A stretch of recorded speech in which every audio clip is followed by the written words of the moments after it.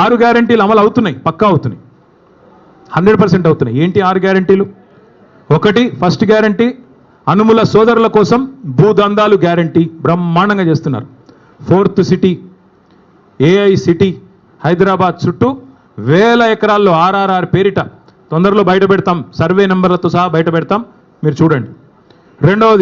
రెండో గ్యారంటీ బాబు గారి కోసం బనకచెర్ల ప్రాజెక్టు గ్యారంటీ.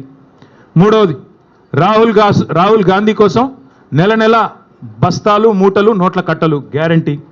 4వది బావమరిది గారి కోసం అమృత్ కాంట్రాక్ట్ 1137 కోట్లు ఇప్పుడు మళ్ళీ సింగరేణిలో కొత్తది ఇచ్చాడంట, ఇంకోటి ఇచ్చాడంట, అది కూడా రేపు ఎల్లుండి బయట పెడతాం.